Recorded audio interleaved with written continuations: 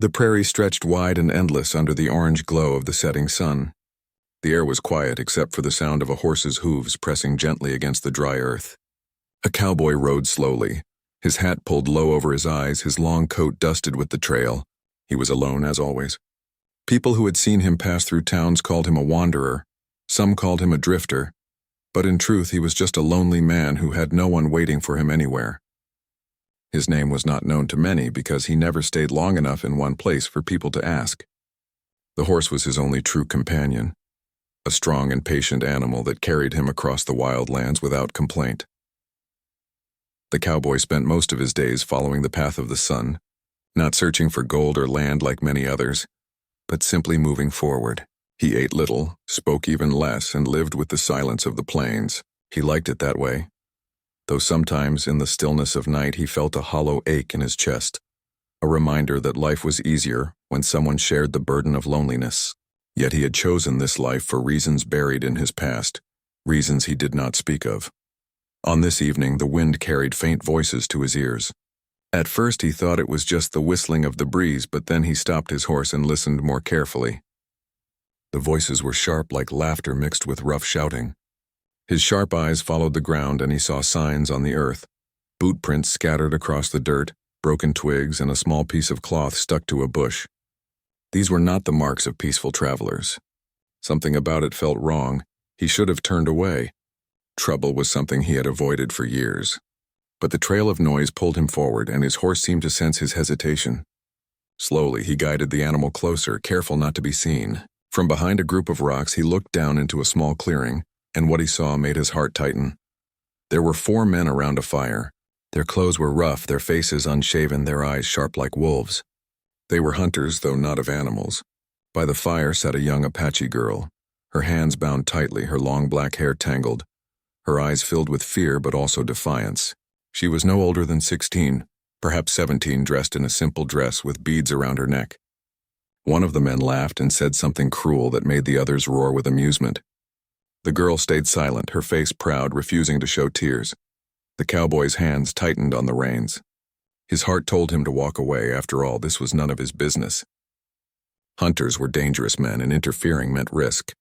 Yet deep inside, the sight of the bound girl stirred something he thought he had buried.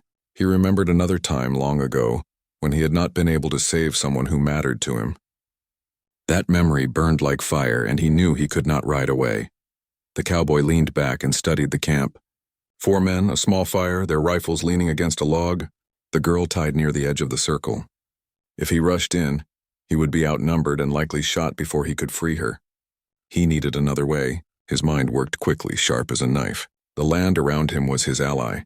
Shadows from the rocks, the cries of night animals, the loose stones that could be thrown. He thought of a plan. Moving quietly, he dismounted his horse and whispered to it to stay hidden. Step by step, he gathered a few small rocks. From a different angle, far from where he crouched, he threw the first stone. It clattered against a tree, making a hollow sound. The hunters jerked up, their laughter cut off. One of them grabbed his rifle and peered into the darkness. Another cursed and told him it was nothing but a coyote. The cowboy smiled faintly. A moment later, he tossed another stone farther away. This time, the noise echoed louder, like footsteps moving quickly. The hunters stood now uneasy. 2 of them moved to check the sound, leaving their weapons behind. The girl glanced up, her sharp eyes following the movement. She sensed something unseen was happening. The cowboy used the chance. Silent as a shadow, he slipped closer to the camp. His boots touched the earth without a sound, his breath steady. He moved behind the girl, crouching low. She turned her head slightly, her eyes widening when she saw him. He placed a finger to his lips, signaling her to stay quiet. She did not move, but her eyes shone with sudden hope. Quickly, the cowboy pulled a small knife from his belt and began cutting the rope around her wrists. The sound of footsteps returned as the hunters came back, confused and grumbling. He worked faster, his hand steady. The rope gave way and the girl's hands were free. She gasped softly but did not cry out. The cowboy whispered, "When I move, follow me." Just as one of the hunters turned his head toward the girl, the cowboy grabbed her hand and pulled her into the shadows. She stumbled but kept up, her bare feet light on the ground. The hunters shouted as they saw movement. "She's gone," one of them roared. Gunshots cracked through the night, but the cowboy and the girl had already vanished into the rocks. They ran toward his horse, hidden beyond the ridge. The girl breathed hard, her eyes still sharp and unyielding. The cowboy lifted her onto the saddle, swung up behind her, and urged the horse forward. The animal leapt into motion, its hooves pounding against the earth as the night air rushed around them. Behind them, the hunters' voices echoed in anger, but the darkness swallowed their shouts. As they rode deeper into the open plains, the girl held tightly to the reins, though her hands trembled. The cowboy said nothing, his eyes fixed on the horizon. He knew the hunters would not give up easily, and now he was part of a dangerous game. But when he looked at the girl, he felt something change inside him. For once in a long time, he was not riding alone. That night, under the stars, the cowboy stopped near a dry stream bed where they could rest. The girl sat close to the fire he built, still watching him carefully, unsure if he was truly a friend. He did not ask her name yet, nor did she ask his. But in the silence between them, a strange understanding grew. He had chosen to step into danger for her, and she had chosen to trust him enough to ride away.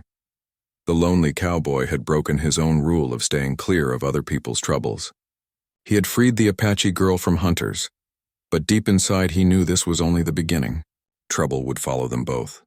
Somewhere out there, the hunters were planning their next move, and tomorrow might bring even greater danger. For now, though, the night was calm, the stars bright and the sound of the horses breathing steady. It was the first time in years that the cowboy felt he was not completely alone.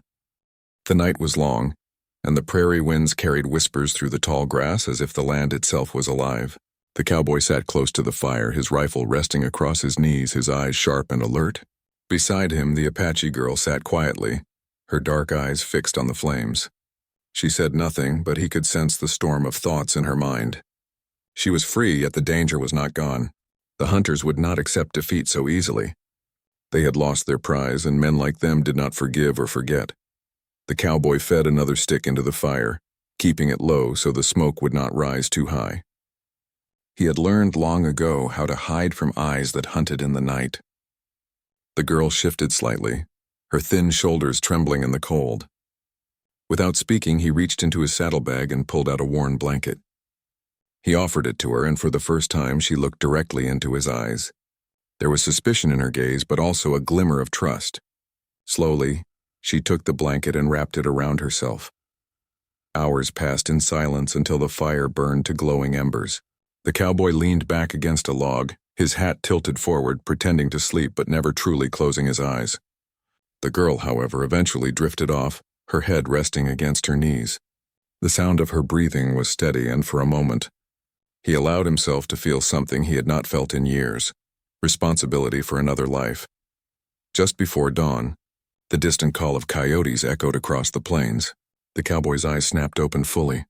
His instincts told him that coyotes were not the only things moving out there. He kicked dirt over the fire, smothering the last glow. The girl stirred awake, her eyes wide as he signaled for silence. He listened. The faint sound of horses carried on the wind. The hunters were still searching. He moved quickly. He packed his few belongings, saddled his horse, and lifted the girl onto the saddle once again. She did not protest this time. She had already learned that silence and speed were their allies. The cowboy mounted behind her, and with a gentle tug, the horse began to move through the grasslands. He guided it toward the hills where the land was broken with rocks and gullies, places where it was harder to follow tracks. As the sun began to rise, painting the sky with streaks of pink and gold, the two rode swiftly, the cool morning air sharp against their faces. The cowboy kept scanning the horizon, his hand never far from his rifle. The girl looked around too, her sharp eyes noticing details: broken twigs, fresh hoofprints, and even the flight of startled birds. She had lived on this land all her life. Her senses were as keen as his. Without words, they began to understand each other.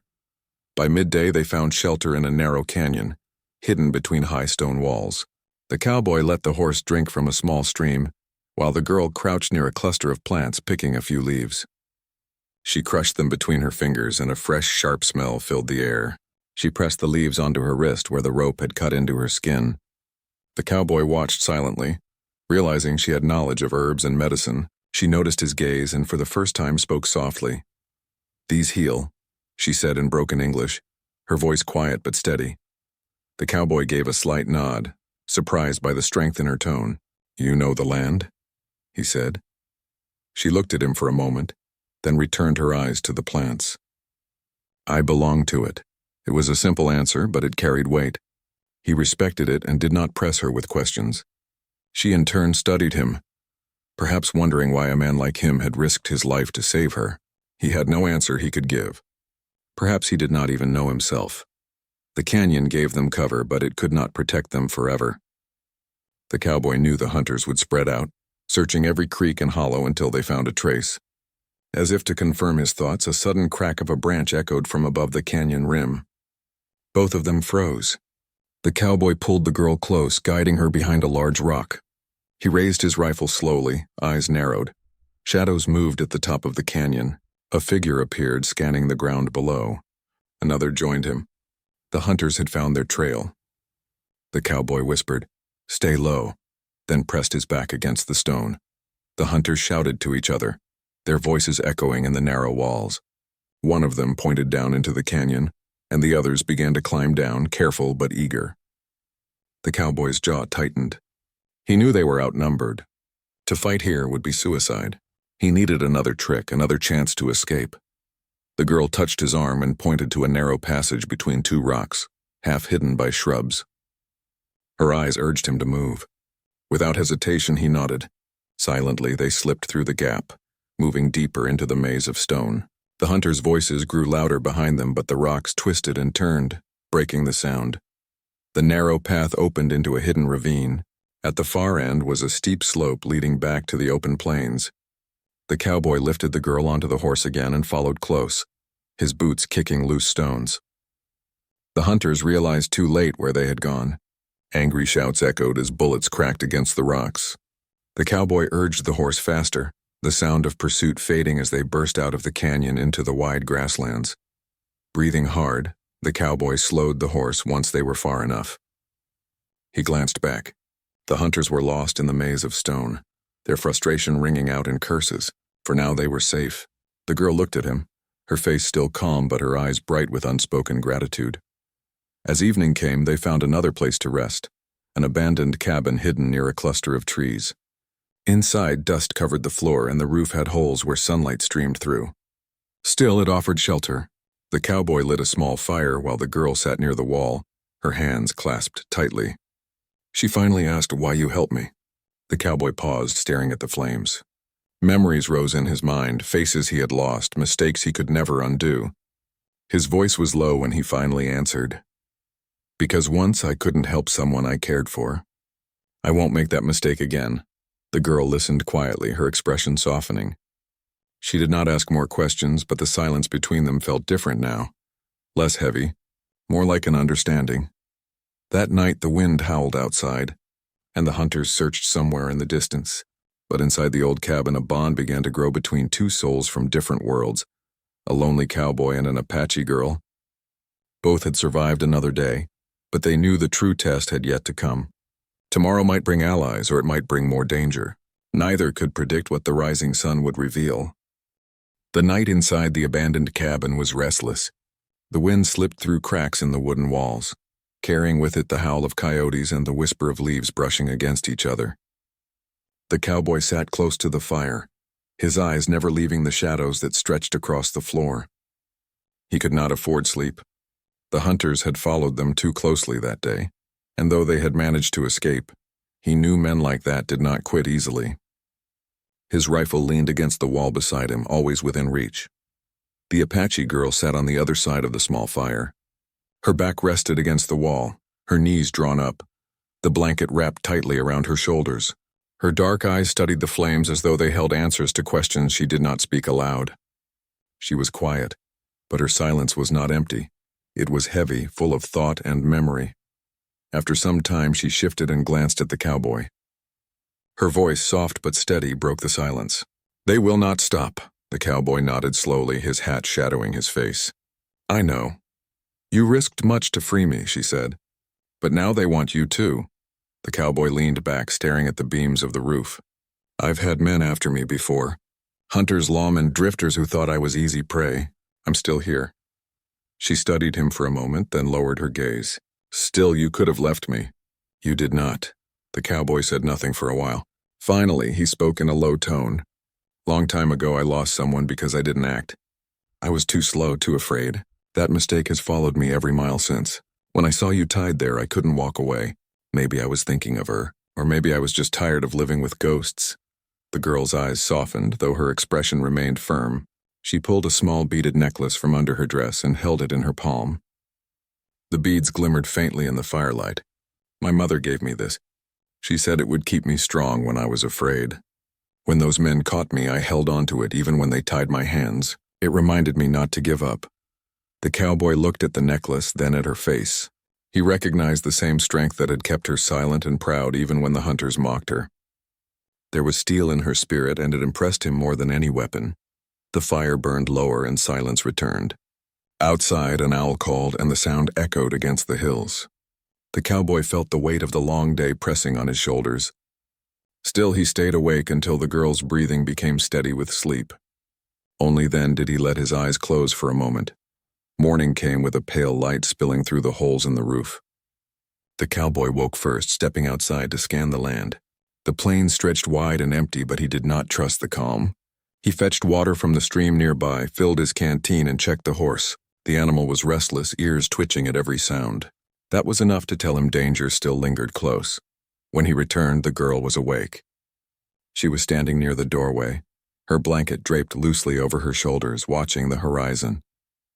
"They will come again," she said quietly. "They will," the cowboy replied. He packed their belongings quickly. "We have to keep moving." They left the cabin behind, riding across the open plains. The girl rode in front, steady on the saddle now, her eyes scanning the land. She was no longer just a rescued captive. She was his partner in survival. Together they moved through tall grass and rocky ground, avoiding open ridges where they might be seen. By midday the sun burned high, and they rested near a line of cottonwood trees. The cowboy gave the horse a drink while the girl gathered herbs from the ground. She crushed them between stones, making a paste. She offered it to him for the cut on his hand he had gotten during their escape. He hesitated, then allowed her to press the paste gently onto his skin. The coolness eased the sting. "You know much about healing," he said. "My mother taught me," she answered. "She was a medicine woman." The cowboy gave a short nod. "Then you're lucky to have her knowledge." The girl looked down, her face shadowed with sadness. "She is gone, many winters ago." The cowboy said nothing, but he felt the weight of her words. Loss was something he knew too well. They shared a silence that needed no explanation. As the day wore on, the air grew heavy. The cowboy noticed birds scattering in the distance, startled by something unseen. His gut tightened. He signaled the girl to mount quickly. Soon faint shouts carried across the land. The hunters were near again. The chase began. The cowboy urged the horse forward, guiding it toward the cover of hills. Bullets cracked in the distance, sharp sounds tearing through the wind. The girl held tight as the horse leapt over dry gullies and raced across uneven ground. The cowboy fired once behind them, not to hit but to warn. The sound echoed, slowing their pursuers for a moment. They rode until the sun began to sink, finally reaching a patch of woodland where they could hide. The cowboy dismounted, breathing hard, his eyes scanning every shadow. The girl slid down beside him, her face pale but calm. She did not cry or complain even after the long, harsh ride. As night fell, they lit no fire. They sat in the darkness, the stars bright above them. For the first time, the cowboy spoke more openly. "You're stronger than most I've met," he said.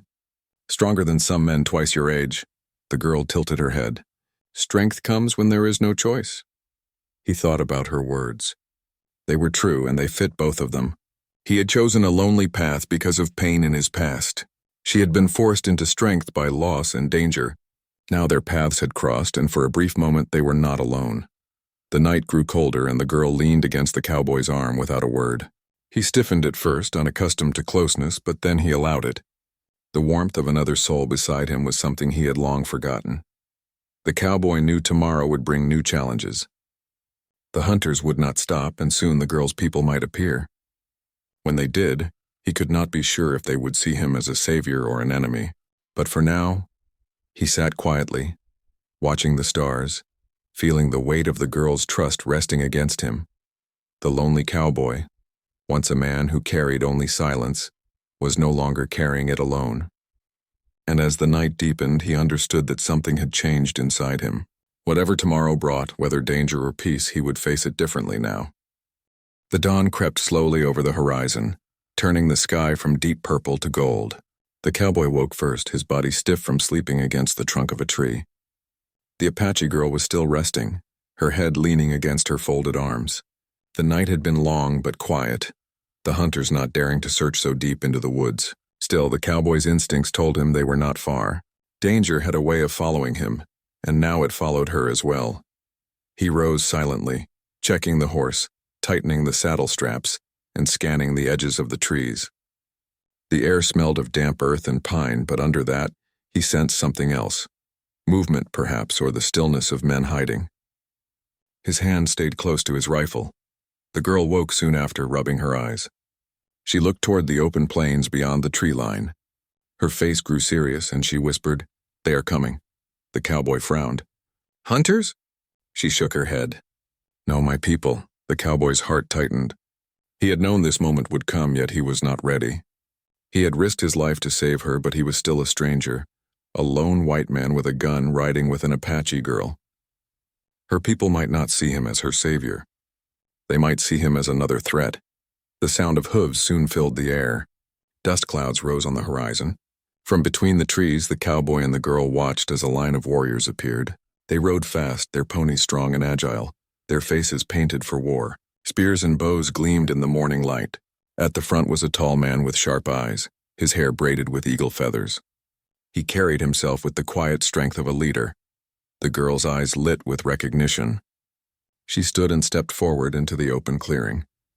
The cowboy tensed, but she lifted her hand high, calling out in her own tongue. The sound carried across the land like a bird's cry. The warriors slowed their horses, their eyes narrowing as they spotted her. Shouts of surprise and relief rang out. Several leapt from their saddles and ran toward her. They embraced her, touching her shoulders, speaking in rapid voices full of emotion.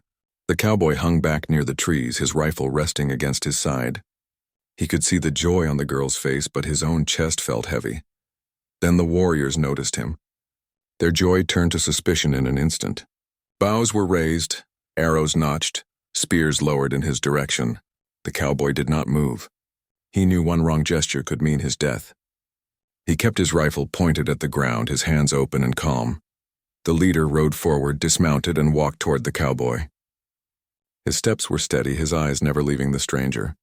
When he stopped a few feet away, silence fell over the clearing. The girl broke free from the arms of her people and rushed to stand between them. She spoke quickly in her own tongue, her voice firm and clear. The leader listened, his gaze shifting from her to the cowboy. The girl pointed to her wrists, showing where the rope had cut her skin, then gestured to the cowboy. She spoke louder, her words sharp like arrows. The cowboy could not understand the language, but he understood her intent. She was telling them what he had done. The warriors murmured among themselves. Some lowered their weapons slightly, though their eyes still burned with distrust. The leader's face remained unreadable. He stepped closer, studying the cowboy as though searching his soul. Finally, in broken English, the leader spoke. "You free her?" The cowboy met his gaze and nodded once. "Yes," the leader's eyes narrowed. "Why?" The cowboy's voice was low, steady. "Because it was right." For a long moment, the leader said nothing. Then he turned to the girl. She nodded firmly, repeating her words in her language. Slowly, the leader raised his hand, and the warriors lowered their weapons. The tension eased, though the air was still heavy with caution. The girl's people welcomed her back, offering her food and water, touching her hair, speaking with voices full of relief.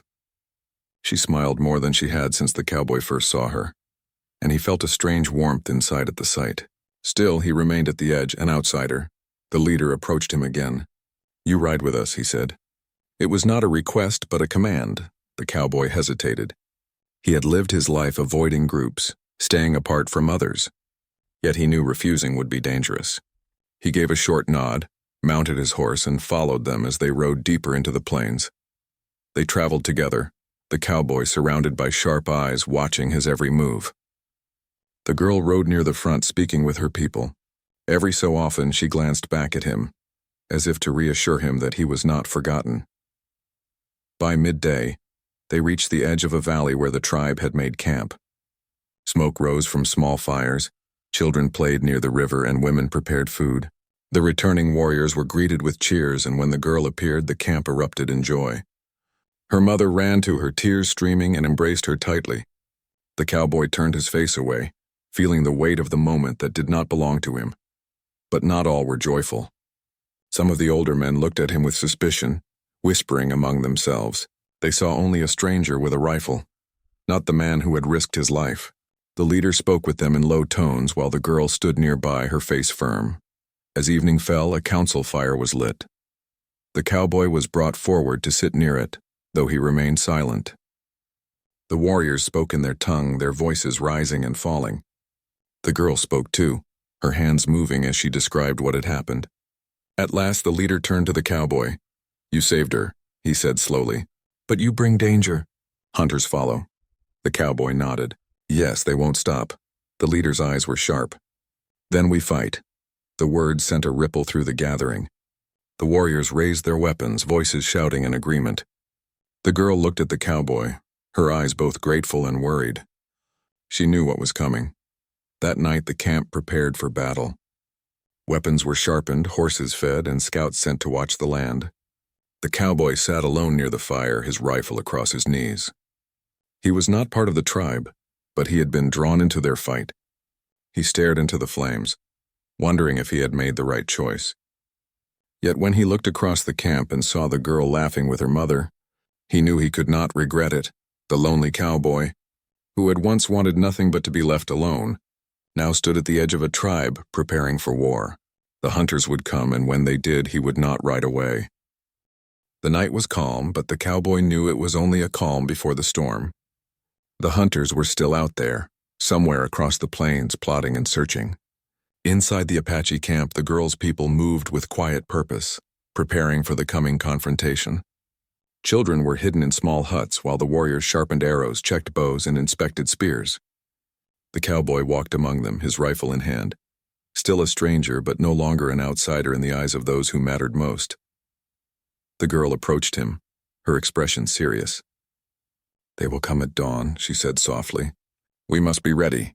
He nodded, adjusting the strap of his rifle. "I know, I've faced hunters before. We have to use the land, the wind, and the element of surprise." The girl's eyes widened slightly. "You will fight with us?" "I will," he replied simply. Together they moved to the edge of the camp where a small ridge overlooked the plains. From there, they could see the hunters approaching, a cloud of dust rising in the distance.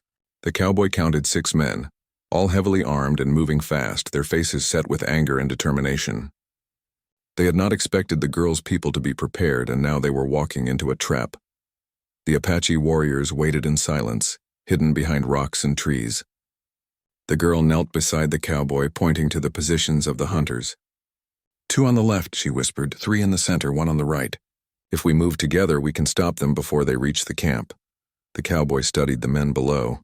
They were careless, confident, thinking they had the upper hand. That would be their mistake. He gave a small nod to the girl, signaling that they were ready. The hunters closed in, shouting threats and insults. The Apache warriors rose silently, a wave of painted faces and fierce eyes, their movements precise and coordinated. The moment the hunters reached the edge of the ridge, arrows flew through the air, striking the ground and the horses, scattering their formation. The hunters tried to return fire, but the warriors pressed closer, their speed and knowledge of the land giving them the advantage. The cowboy moved along the ridge, taking careful aim. He did not fire recklessly. Each shot was measured, each movement deliberate. A few arrows that missed the warriors found their targets near the hunters, forcing them to retreat, stumble, and lose control of their mounts. The girl beside him let loose arrows with deadly accuracy. Her hands were steady, her face calm, the years of training from her people showing in every movement. The battle was swift. The hunters realized too late that they had underestimated both the girl and the cowboy.